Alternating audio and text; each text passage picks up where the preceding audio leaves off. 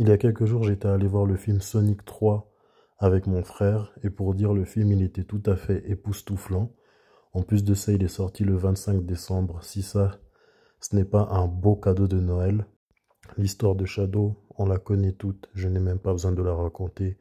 La forme de vie ultime, the Ultimate Life Form, créée par le docteur Gerald Robotnik.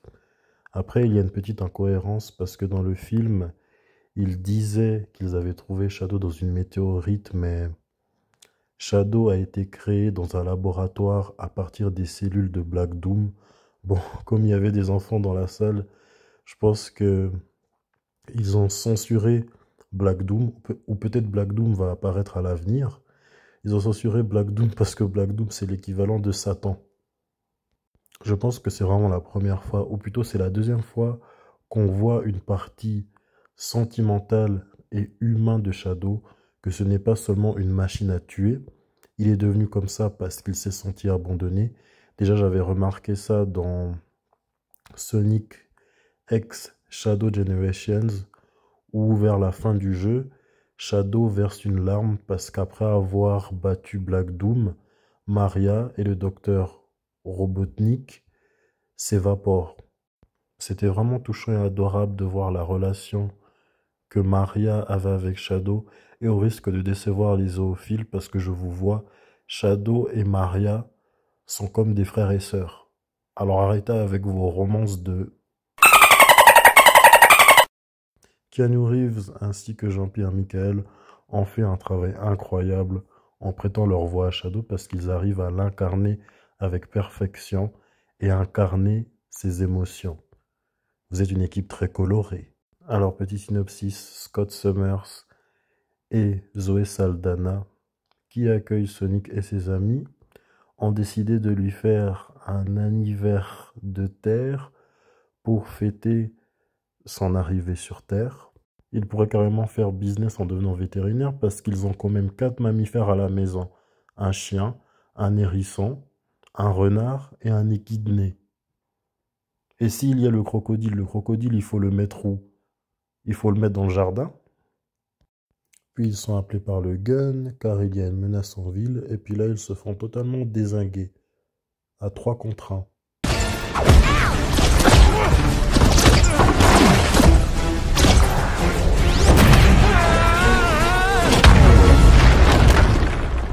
Okay, he took us all at once.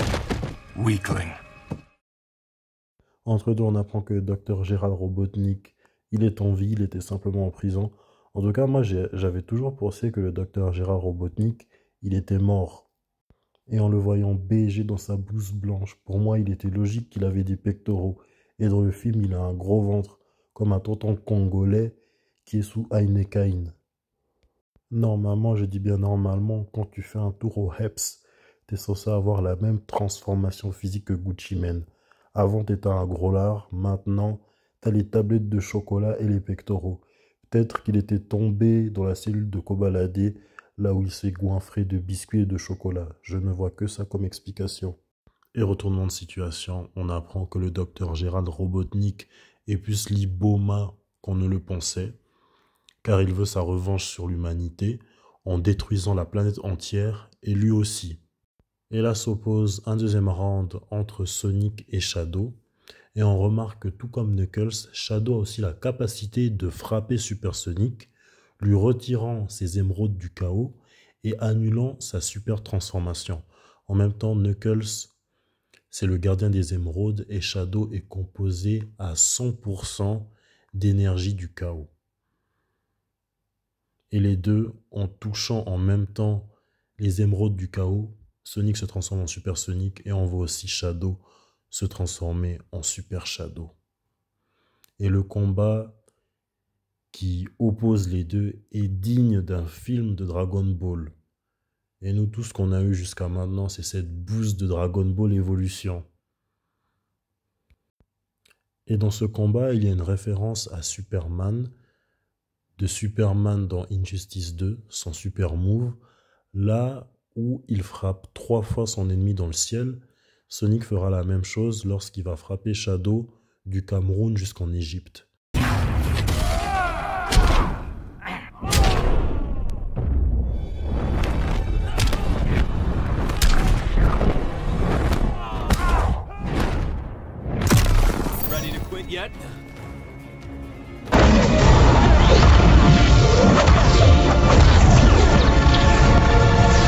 Les deux hérissons se battent jusqu'à arriver sur la lune.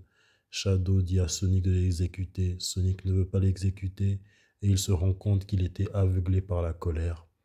Et Shadow se rend compte qu'il était aussi aveuglé par la colère parce qu'il a perdu Maria. Et il se sent coupable du fait que le docteur Gérald Robotnik veut détruire la planète.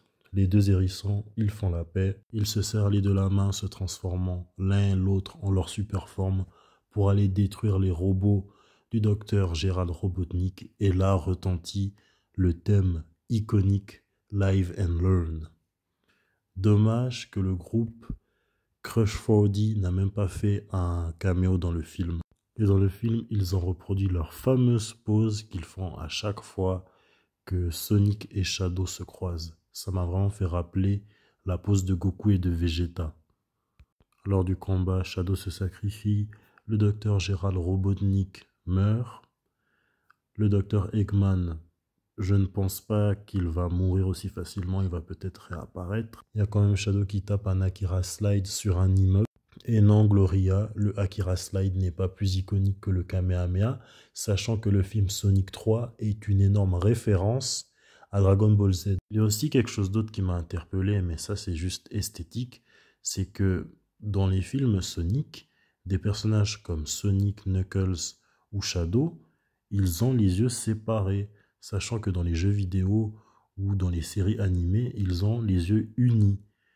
Et ça, il y a quelques personnages dans la série Sonic qui ont les yeux séparés comme Tails, Cream et Amy, qui va apparaître dans une scène, dans la première scène post-crédit à la fin. Et je me disais, on aurait dit presque Spyro. Parce que Spyro, il a toujours eu les yeux séparés. Et la façon dont les personnages dans Sonic 3 fronçaient les sourcils, ça me rappelait un peu Spyro. Au niveau des scènes post-crédit, lors de la première scène post-crédit, Sonic se fait attaquer par Metal Sonic. Et là, il n'y a rien à dire. Le design de Metal Sonic, il est comic accurate. Je pense que maintenant, à chaque fois qu'un film de Sonic se termine, ils vont nous teaser un personnage ou deux. Enfin, deux en l'occurrence. Et Sonic est secouru par Amy, qui est aussi comic accurate. Il n'y a rien à dire.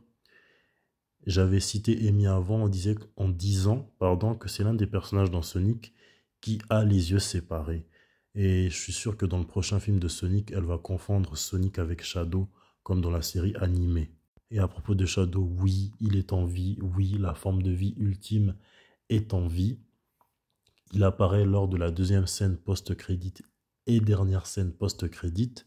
Moi et mon frère, on a dû attendre la fin des crédits pour pouvoir voir la scène finale de Shadow, là où tous les gens avaient quitté le cinéma. Moi, je dis merci, un grand merci, parce qu'ils ont rendu honneur au guerrier équidné Knuckles. Parce que oui, c'est un gros tas de muscles, mais il sait réfléchir, comparé à sa version de Sonic Boom, qui est complètement zoba. Et à propos de Tails, il est toujours mignon, intelligent. C'est juste dommage qu'il n'a pas de power-up pour se battre comme ses amis.